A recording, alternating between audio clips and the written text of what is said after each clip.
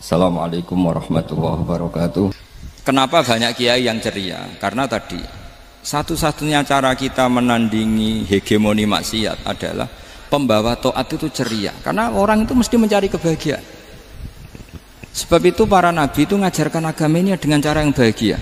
Misalnya mangqala la ilaha illallah dakhalal jannah. Nabi tidak ngendikan gini, mangqala la ilaha illallah terus sholatnya benar, puasanya benar, belajarnya benar, jadi kiainya benar. Wah itu kalau itu panjang sekali, banyak yang nggak masuk surga.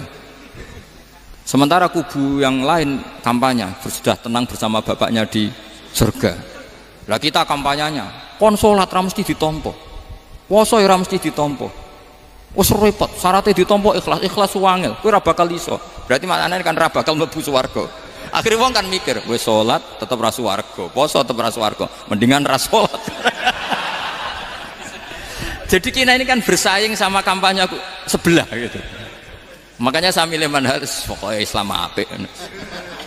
Tapi bukan berarti saya menyepelekan aturan-aturan dalam sholat, karena yang kampanye itu sudah banyak. Biasanya kiai-kiai sing kereng kampanye tentang sing kereng-kereng nih. Itu saya manfaatkan, ya sudah, itu bagian jenengan. Jadi orang itu harus mikir. Agama Kristen itu diterima di Eropa di mana-mana. Di antara sebabnya adalah karena orang dijamin masuk surga. Orang mau kayak apa faseknya tetap kalau mati bersama. Kita enggak. Sudah kiai, sudah mulang terus masih didoain. Semoga amal baiknya diterima, amal buruknya masih ngeper apa? Dan itu santri saya nanti kalau ziarah saya tuh, ya Allah ampuni Gus Bah ampuni. Ini kan ngenyek orang itu maksudnya. Maksudnya bukan, makanya saya pernah ketemu orang yang berfaham Wahabi. Dia nuduh kalau orang doa ke mayit itu minta sama mayit. Saya bilang, saya saja yang jadi mayitnya nggak siap. Kok bisa? Doanya itu doa ngeper.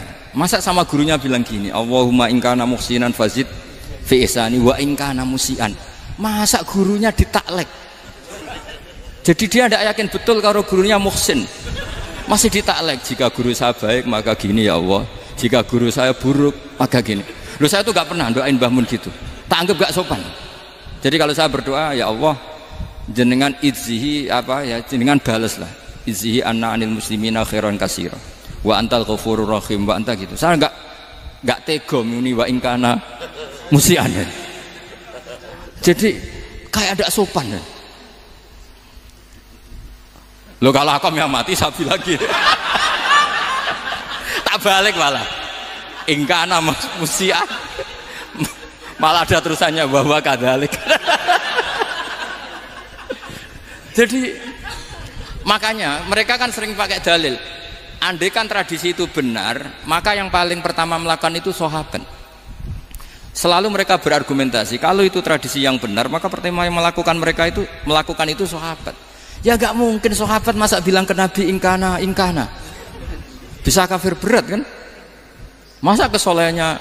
Loh andai kan Abdul Qadir wafat di mana ini ngomongin? Beduk. Saya tidak akan berdoa seperti itu. Oh bisa marah Abdul Qadir Jailani.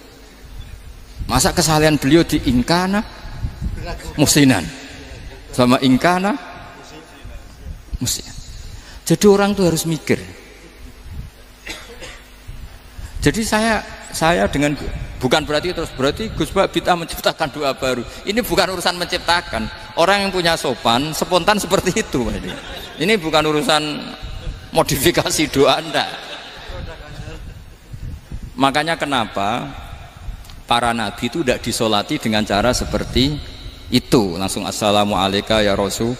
Assalamualaikum ya Abu Bakrin, assalamualaikum ya Umar. Enggak mungkin kita mengatakan ya Abu Bakrin, ya Allah ingkana. Masa Abu Bakar di ingkana?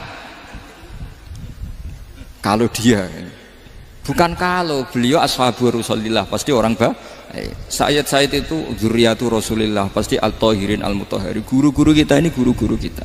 Jadi tolong doa itu. Nah, kalau terpaksa doa wa ingkana musian, anggap saja hafalnya hanya itu, tapi jangan dijiwai apa? Jangan apa? Dijiwai. Kalau ditanya, "Lho Gus ini orang soleh kok doanya wa ingkana musian?" Itu kan guru jenengan, apalku ikut tok. Tapi ora usah dimaknani apa? Karena sekali dimaknani nanti kan Jadi ini urusan etika, urusan rasa. Saya teruskan ya, karena jadi saya mohon sekali, apa-apa itu ada aturannya. Ada aturannya. Ya tentu kita ikut masal saja. Semua selain Nabi, selain para wali kita nggak apa-apa. Doa wa ingkana musinan, ingkana musian.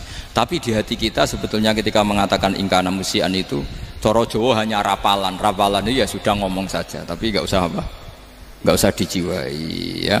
Yang dijiwai kita adalah sifat ghafurnya Allah. Bukan status mayitnya, tapi sifat ghafurnya Allah. Karena kata musik itu kan nggak nyaman. Makanya Nabi itu hebatnya Nabi, ya tentu karena bentukan Allah Subhanahu wa taala. Adabani Rabbi fa ahsana ta'dibi. Itu kalau nyifati tentang keburukan orang mukmin itu diikutkan sifat ghafurnya Allah. Jadi misalnya gini, kalimatnya liyukaffirallahu anhum aswa alladzi amil.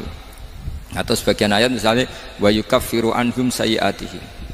Jadi sebetulnya kalau terpaksa mengatakan orang itu buruk, itu sebenarnya dari Allah dulu kita mengatakan Allah itu zat saking baiknya itu mengampuni salahnya seseorang. Jadi nyifati Allah dulu, Allah saking baiknya itu mengampuni salahnya orang-orang baik. Karena orang-orang baik juga manusia, Ustadz juga. Tapi lebih ke nyifati ke Allahnya. Kalau kita kan enggak, lebih tertarik nyifati mayitnya. Sehingga kita di hati itu mayit kira tak jalono sepuro tuntas kayak gitu. Jadi kalau di Quran tidak seperti itu. Jadi kita lebih mensifati Allah itu Ghafur, Afuwun Karim. Makanya seperti doa-doa kita kalau Ramadan gini, Allahumma innaka afuwun karim tuhibbul afwa, baru bakas fa'fu anna. Jadi ada aturannya. Meskipun ilmu ini agak jelimet, tapi bagi ahlinya ini ma'ruf. Kalau sampean nggak paham berarti nggak ahlinya. Jadi ilmu ini agak jelimet, tapi ma'ruf. Nah, sehingga Rasulullah kalau kita meyakini syafaatu Rasulullah SAW, itu cara berpikir harus kita balik. Misalnya begini, wong Islam nakale ngono, penggaweane maksiat kok disyafaati Kanjeng Nabi kurang penggawean. Caranya berpikir jangan gitu. Kalau gitu kayak mari mangkal, wong nakale ngono kok untuk syafaati Kanjeng. Tapi cara berpikir gini, syafaatu Rasulullah itu wasi'ah, luas sekali. Syafaatu Rasulullah ghairu munhasirah, tidak terbatas. Syafaatu Rasulullah itu lebih sakti ketimbang dosanya umatnya. Semua ulama dulu kalau nyifati Allah juga gitu. Allahumma misalnya maghfiratuka awsa'u min dzunubina. Ya, yang misalnya yang pakai mutakalim ya Allahumma maghfiratuka awsa'u min dzunubi wa rahmatuka arja inti min amali. Jadi jangan kitanya dulu. Kalau kitanya dulu kan nyifati kita dosa banyak. Itu sama ndak usah ngaku sudah tahu semua. Tapi nyifati pertamanya apa? Allahumma maghfiratuka awsa'u min dzunubi wa rahmatuka arja inti min amali. Sehingga dari nyifati maghfiratullah yang wasi'ah, yang tidak terbatas, kemudian kita sah mengatakan bahwa ahlul maksiat pun mungkin atau berhak dapat ampunan. Sama, syafaatu Rasulillah itu ghairu munhasirah, syafaatu Rasulillah itu wasi'ah. Sehingga sahlah riwayat syafaati li ahlil kabair min ummah. Itu bukan menyangkut melegalkan kabirah, bukan menyangkut mengesahkan orang Islam dosa besar, karena nanti dapat syafaatnya Rasul.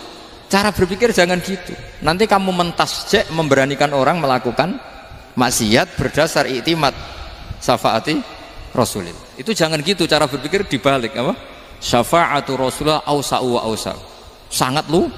Sehingga saking luasnya sampai yang tukang maksiat saja kebagian. Sama rahmatnya Allah Ta'ala itu wasi'ah, rizkinya Allah ya wasi, sampai wong nganggur ya iso mangan ngono. Lah begitu juga rahmati Allah Ta'ala itu wasi'ah, sampai wong sing sumpek utange akeh ya iso guyu ngono.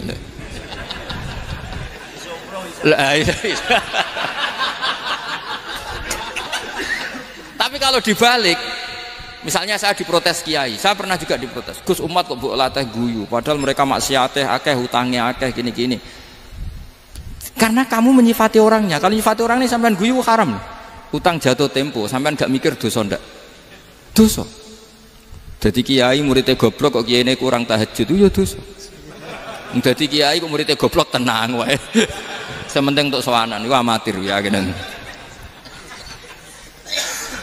Mestinya cara berpikir dibalik. Rahmatullah wasi'ah, rizquhu ya wasi', fadluhu wasi'. Sampai wong sumpek wae iso guyu. Jika kita ini sudah objek. Loh, kita ini tidak subjek, di alam raya ini kita tidak subjek tapi apa? Objek.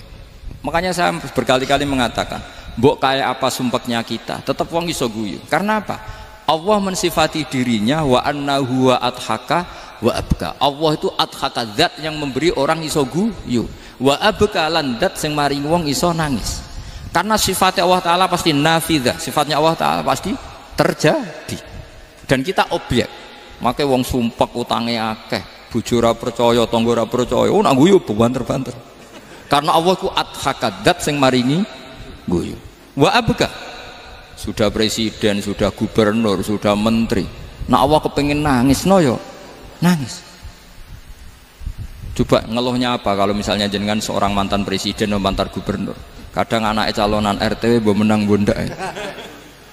Ngeluhnya apa orang alim, misalnya alim alama, anaknya mau jadi jurumiyah ra iso, susah.